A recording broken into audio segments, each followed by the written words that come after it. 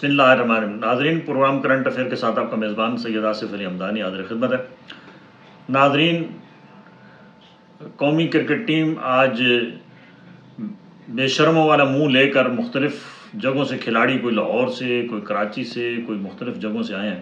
اور کئی تو ابھی وہاں جو ہے وہ انڈیا کے اندر یہ حسن علی اور ایک اور کھلاڑی ہے، وہ تو ابھی رک گئے ہیں 20 تاریخ تک۔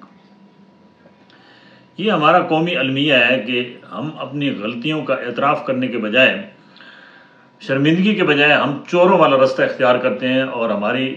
جو ہے ٹیم نے بھی ایسے کیا ہے، قوم کو سخت مایوس کیا۔ بابر پہ جتنی توقعات تھیں، بابر نے اتنا ہی قومی کرکٹ ٹیم کو اس لیول پہ نہیں کھلایا جس لیول پہ باقی کیپٹنز جتنی بڑی ٹیمیں ہیں، اور پاکستان نمبر 1 ٹیم تھی، اس کو اس ٹورنامنٹ میں جتنا بڑا دھچکا لگا ہے، اس کا سمجھ لو کہ یہ خمیازہ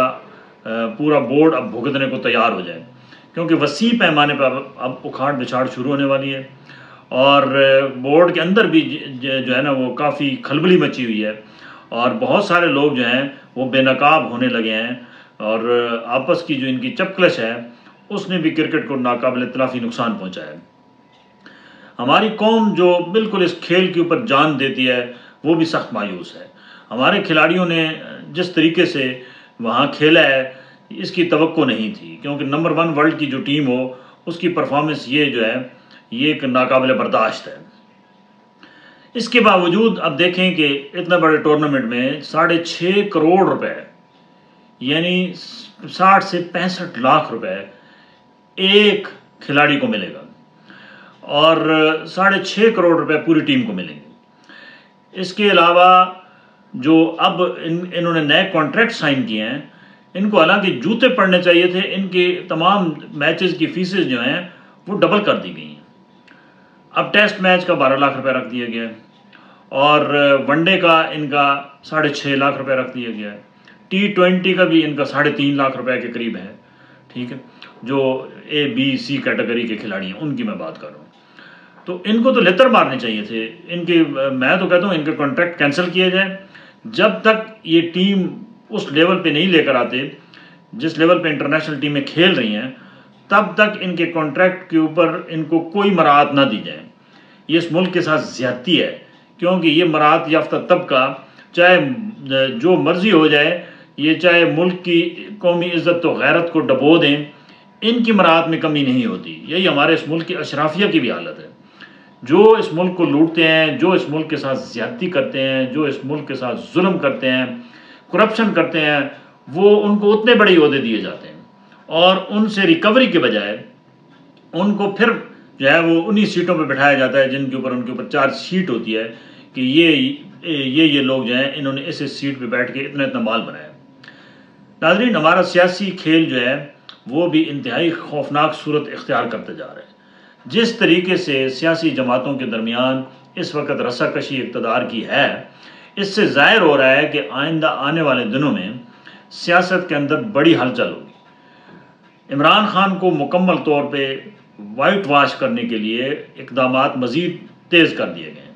اور تحریک انصاف کے جو سرکردہ رہنما ہیں ان کو بھی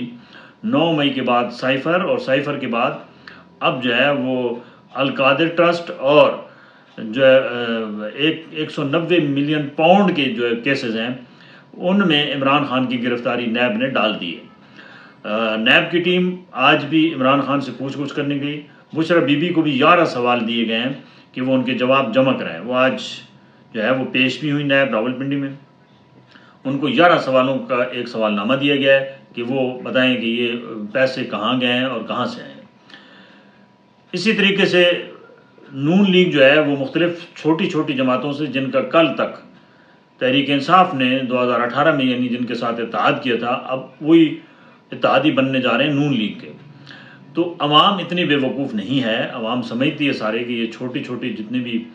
مونے ہیں سیاست کے، یہ ان کو کہاں سے اشارہ ملتا ہے اور ان کے مفادات کیا ہیں، اور عوام اتنی اب ناسمجھ نہیں ہے کہ مڑ کے ان بونوں کو دوبارہ منتخب کرے گی اور انہی سے اپنے مستقبل کے فیصلے کروائے گی۔ بہرکیف اگر فیئر اینڈ فری الیکشن نہ ہوئے تو ملک خانہ جنگی کی طرف جائے گا، اور یہ خانہ جنگی جو ہے یہ اس ملک کی ہر چیز کو تہس نہس کر دے گی، کیونکہ ابھی بھی لوگوں کے اندر سخت مایوسی ہے کہ اس ملک کی باغ ڈور کسی کو نہیں پتہ ہے کون چلا رہا ہے، کہاں سے اشارے ہوتے ہیں، کس کو جو بولے اس کو اٹھا لیا جاتا ہے، جو کوئی پولیٹیکل ایکٹیویٹیز کرے اس کو اٹھا لیا جاتا ہے، جو کوئی حق کی بات کرے اس کو اٹھا لیا جاتا ہے،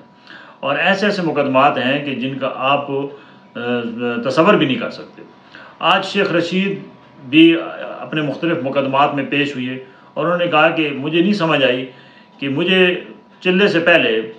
تمام پنجاب کے جتنے بھی لا اینڈ فورسز ادارے تھے اور عدالت نے ڈکلیئر کر دیا تھا کہ شیخ رشید پہ کوئی مقدمہ نہیں ہے، اور انہوں نے کہا کہ چلے کے دوران میرے اوپر 100 کے قریب تمام مقدمات میں میرا نام جو ہے وہ درج کر لیا گیا، اور اب میں 100 مقدمات بھگت رہا ہوں، اور میرے پاس تو وہ ضمانت کے لیے بندے ہی نہیں ہیں، میں بندے کہاں سے دوں۔ اور وہ انہوں نے یہ بھی آج میڈیا سے مختصر گفتگو میں کہا کہ میرا چلہ الٹا ہو گیا، نواز شریف اور میری خاموشی جو ہے وہ ایک جیسی ہے۔ اور انہوں نے کہا نواز شریف جو جس پٹڑی پہ ابھی چڑھا ہے اللہ خیر ہی کرے، اس کا انجام بھی کوئی اچھا نہیں ہوگا۔ اس کا مطلب ہے کہ شیخ رشید جیسے بندہ جو گیٹ نمبر 4 سے مکمل طور پہ جو ہے وہ ان کا ایک ٹاؤٹ سمجھا جاتا تھا، وہ بھی ہاتھ کھڑے کر گیا ہے کہ انہوں نے اس کو بھی نہیں چھوڑا ہے، اور آنے والے دنوں میں شیخ رشید پہ مزید مقدمات ہوں گے، اور شیخ رشید شاید اس الیکشن میں آپ کو پنڈی سے نظر بھی نہ آئے۔ یہ ایک میں خبر بریک کر رہا ہوں کہ شیخ رشید کا حلقے سے الیکشن لڑنا، اس کے سر پہ نااہلی کی تلوار لٹک رہی ہے، اس کو اور مختلف مقدمات میں ابھی جو ہے وہ پیش ہونا ہے۔ بہت شکریہ، اپنے گرد و نواح کے لوگوں کا خیال کیجیے گا۔